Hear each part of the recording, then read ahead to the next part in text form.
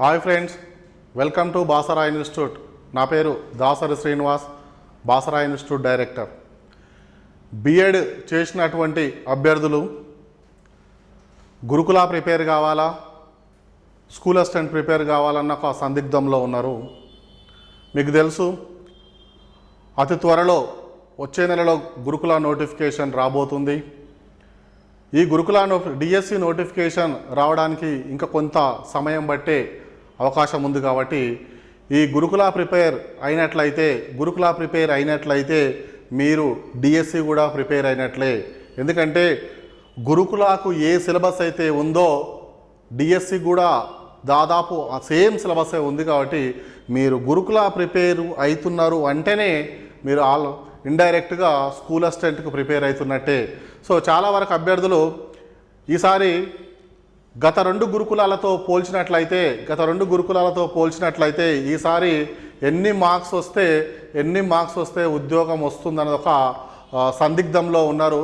So కాబట్టి ఎలా prepare కావాలి, నాకున్న అనుభవాన్ని బట్టి, ఎందుకంటే గురుకులాలలో మీకు ఏ సబ్జెక్ట్ తీసుకున్నా ఆల్మోస్ట్ 70% ఉద్యోగాలు బాసరా ఇన్స్టిట్యూట్ నుంచే రావడం జరిగింది.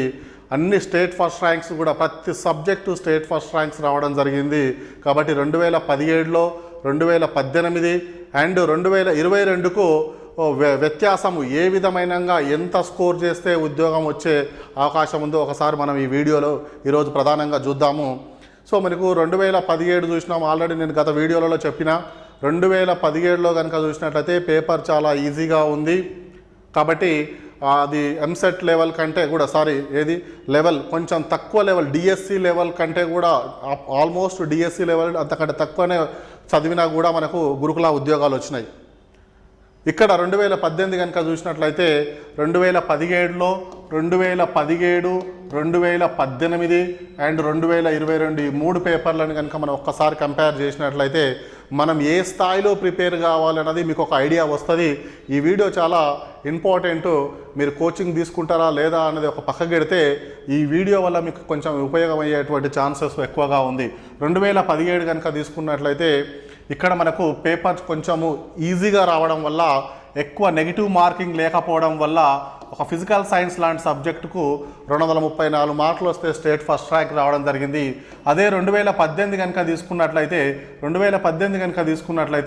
151 మార్క్స్, 150 ప్లస్ మార్క్స్కే 151 మార్క్స్కు దాదాపు 150 ప్లస్కే మనకు స్టేట్ ఫస్ట్ ర్యాంక్ రావడం జరిగింది. అదే ఇప్పుడు ఈ 2022లో నాకున్న అనుభవాన్ని బట్టి ఈ 2022లో ఎలా ఫస్ట్ ర్యాంకు కావచ్చు, లేకుంటే ఎన్ని మార్క్స్ వస్తే ఉద్యోగం వస్తుందని ఒక నాకున్న అనాలిసిస్ ప్రకారము, నాకున్న అనుభవం ప్రకారము సుమారుగా ఈ 234 మార్కులు వచ్చే పరిస్థితి లేదు. మరియు ఈ 151 లాగా ఉండకుండా దాదాపు సుమారుగా ఒక 190 మార్కుల నుంచి ఒక 210 లేదా 220 మార్కుల మధ్యలో ఈ ర్యాంకు కానీ ఇక్కడ ఉద్యోగాలు ఎక్కువ ఈ పొజిషన్లోనే 190 నుంచి 220 మార్కుల మధ్యలోనే ఉద్యోగాలు వచ్చేటువంటి అవకాశము ఉంది. ఒక ఎక్స్ అనే ఒక అభ్యర్థి లాస్ట్ ఇయర్ 120 మార్కులు వచ్చి ఉద్యోగం రాలేదనుకుంటే 120 మార్కులు వచ్చినాయి అతనికి. లాస్ట్ అంటే ఒక 2 మార్కులలో మిస్ అయిన అభ్యర్థి ఈసారి కనీసము ఆ అభ్యర్థి ఒక 35 to 40 మార్క్స్ పెంచుకోవాల్సినటువంటి పరిస్థితి ఏర్పడ్డది. ఎంత? 35 to 40% మినిమం మార్క్స్. ఒక 35 నుంచి 40 మార్కులు, 35-40 మార్కులు తెచ్చుకుంటేనే గత 120 మార్కులకు లాస్ట్లో మిస్ అయిన అభ్యర్థి ఈసారి ఉద్యోగం రావాలి అంటే అతని యొక్క ఎక్స్పెక్టేషన్ 160 to 170 ఆ రేంజ్లో అతను ఉండాలి. అంటే మినిమం ఒక 30 to 40 మార్క్స్ ఖచ్చితంగా గత కంటే ఎక్కువ స్కోర్ చేయవలసిందే.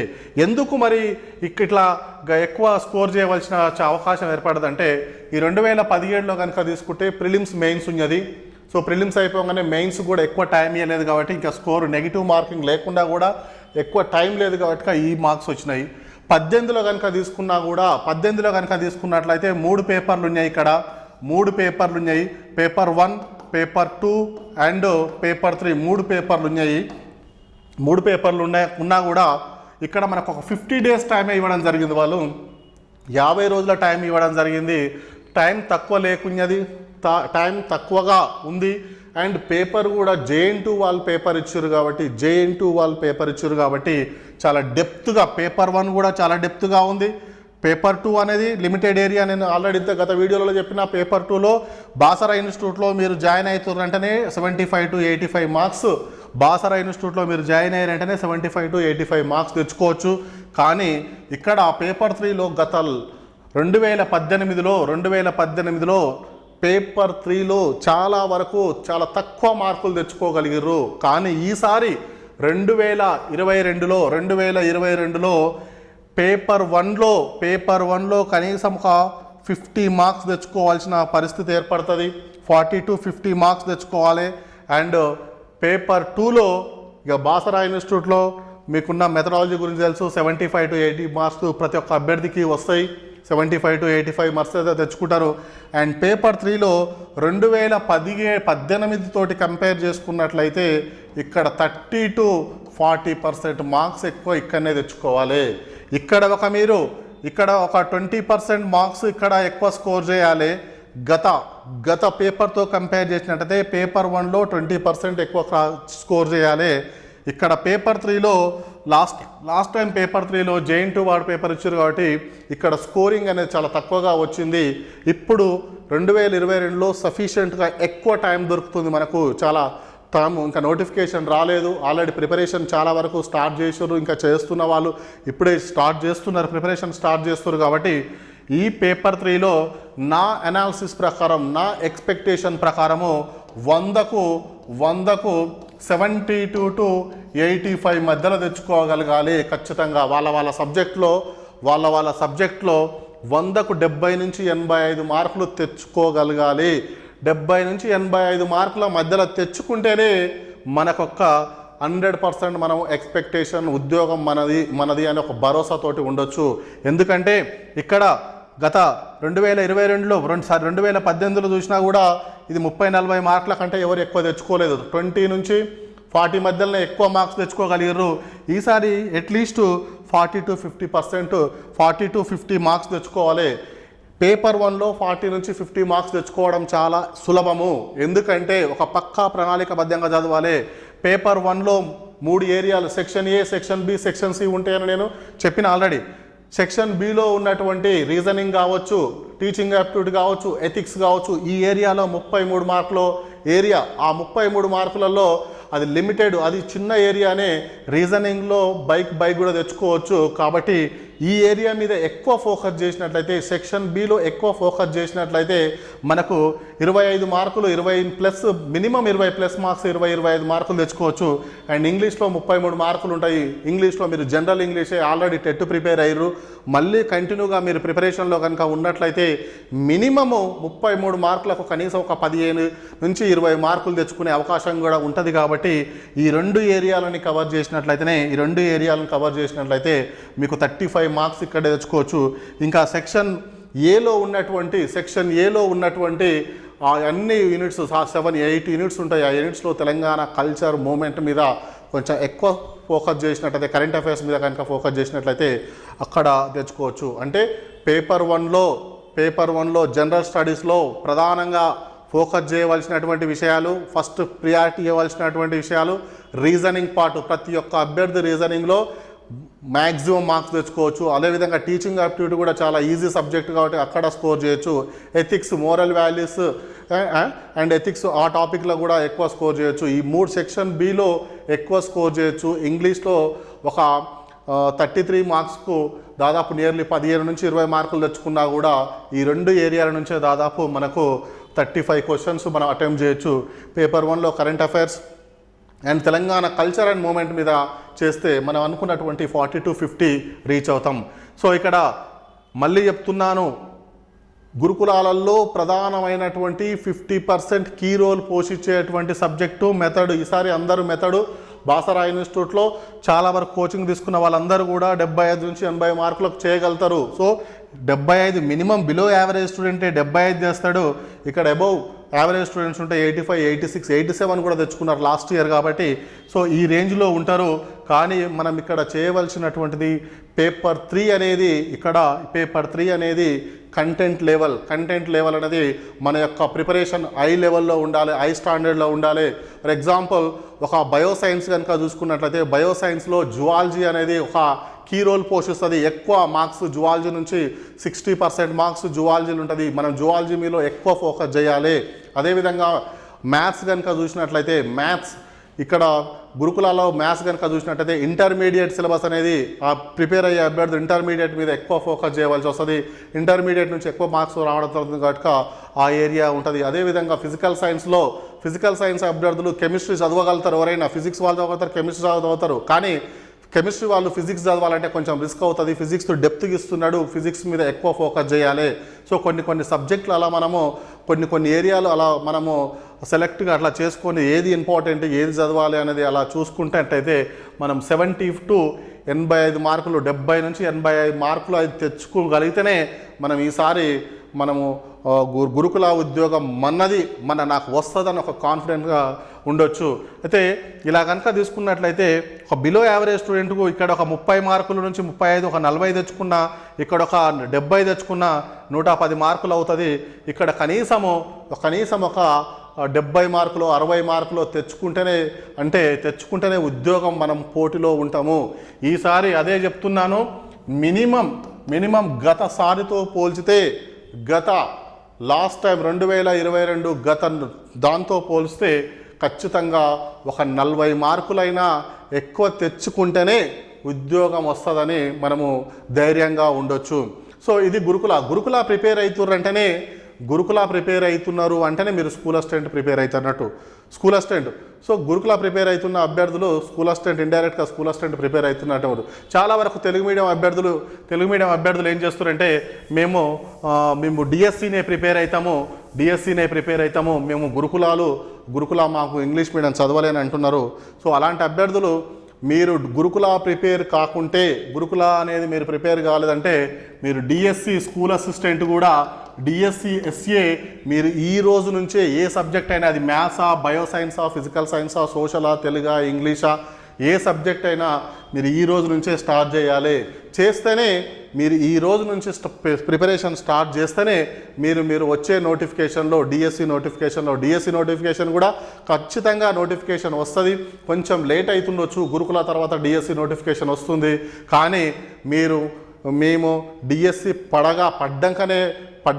డిఎస్సి నోటిఫికేషన్ వచ్చినప్పుడే ప్రిపరేషన్ కనుక స్టార్ట్ చేసినట్లయితే 100% మీరు జాబ్ మిస్ అయ్యే ఛాన్సెస్ ఉంటుంది. ఎందుకంటానంటే ఈ అభ్యర్థులందరూ కూడా, గురుకుల ప్రిపేర్ అయ్యే అభ్యర్థులందరూ కూడా ఆ కంటెంట్ని ఆ స్థాయిలో డెప్త్గా బాసరా ఇన్స్టిట్యూట్లో కనుక తీసుకున్నట్లయితే ఇప్పుడు ప్రతి సబ్జెక్ట్ ఒక maths IIT mains, physical science IIT mains, biology అనుకుంటే ఒక నీట్ స్థాయిలో కంటెంట్ని తీసుకువెళ్ళడం జరుగుతుంది. అంతంత స్థాయిలో వాళ్ళు సబ్జెక్ట్ నేర్చుకుంటారు. సేమ్ సిలబస్ గురుకులకి ఏ సిలబస్ అవుతుందో డిఎస్సి స్కూల్ అసిస్టెంట్ కూడా అదే సిలబస్ ఉంది. కాబట్టి ఆ స్థాయిలో ఆల్రెడీ ప్రిపరేషన్లో ఉంటున్నారు. కాబట్టి రేపు స్కూల్ అసిస్టెంట్ నోటిఫికేషన్ వచ్చినా, డిఎస్సి నోటిఫికేషన్ వచ్చినా కూడా ఆ అభ్యర్థులే ముందు వరుసలో ఉండే అవకాశం ఉంటుంది. కాబట్టి మీరు గురుకుల ప్రిపేర్ కాని అభ్యర్థులు ఇక లేట్ చేయకూడదు. ఖచ్చితంగా మీరు స్కూల్ అసిస్టెంట్ ఏ సబ్జెక్టు, మీ సబ్జెక్టులను మీరు ఈ రోజు నుంచే మీరు స్టార్ట్ చేసినట్లయితేనే ఈ వచ్చే నోటిఫికేషన్లో మీకు ఒక జాబ్ వచ్చేటువంటి ఛాన్స్ ఉంటుంది. ఎందుకంటే ఆల్రెడీ గురుకుల వాళ్ళు ప్రిపేర్ అయ్యే వాళ్ళు ఆ పోస్టులు కొట్టుకుపోయే అవకాశం ఉంటుంది. మీకు అలా గురుకుల అక్కడ రాక ఇక్కడ రాక మీరు మళ్ళా చాలా ఇబ్బంది పడే అవకాశం ఉంది. కాబట్టి ఏ మాత్రము డిఎస్సి ఎస్సీ, ఎందుకంటే మీరు గత టెట్ ఫలితాలు కూడా చూసారు. గత టెట్ ఫలితాలు కనుక చూసినట్లయితే ఏపీ వాళ్ళకే ఆల్మోస్ట్ టాప్ ర్యాంక్స్ అన్నీ 80% ఆల్మోస్ట్ ఆ ఏపీ వాళ్ళకే రావడం జరిగింది. ఎందుకు రాయిందంటే వాళ్ళు కంటిన్యూగా ప్రిపరేషన్లో ఉన్నారు కాబట్టి వాళ్ళకి ర్యాంక్స్ రావడం జరిగింది. అదేవిధంగా ఇక్కడ స్కూల్ అసిస్టెంట్ ఎవరైతే నెగ్లెక్ట్ చేస్తారో ఖచ్చితంగా వాళ్ళు ఇబ్బంది పడే ఛాన్స్ ఉంటుంది. కాబట్టి మీరు ప్రిపరేషన్ అనేది స్టార్ట్ చేయండి. బాసరా ఇన్స్టిట్యూట్ ఇక్కడ 17/7 అండ్ 2020 10 AM డెమో ఉంటుంది. 10 AM గురుకుల అండ్ గురుకుల ఉద్యోగం గురుకుల టీచర్స్ పైన అండ్ ఎస్ఏ బ్యాచెస్ కూడా స్కూల్ అసిస్టెంట్కి సంబంధించినటువంటి హెచ్జిటికి సంబంధించినటువంటి కూడా బ్యాచెస్ రన్ అవుతున్నాయి. కాబట్టి స్కూల్ అసిస్టెంట్ బ్యాచ్లు కూడా తెలుగు మీడియం బ్యాచ్లను కూడా రన్ చేయడం జరుగుతుంది. ఎస్ఏలో ప్రధానంగా సోషల్ అండ్ బయోసైన్స్ వాళ్ళు ఎక్కువ, సోషల్ అండ్ బయోసైన్స్ వాళ్ళు ఈ తెలుగు మీడియం అభ్యర్థులు వీళ్ళు గురుకుల ప్రిపేర్ కావట్లేరు చాలా వరకు. వాళ్ళందరూ మరి వచ్చే డిఎస్సిలో వీళ్ళు కన్ఫామ్గా ఉద్యోగం కొట్టాలంటే ఈ గురుకుల వాళ్ళతోటి పోటీపడి ప్రిపరేషన్లో ఉండాలి. కాబట్టి ఖచ్చితంగా మీరు ప్రిపరేషన్ అనేది స్టార్ట్ చేయాలి. మనం 17వ తారీఖున డెమో ఉంటుంది.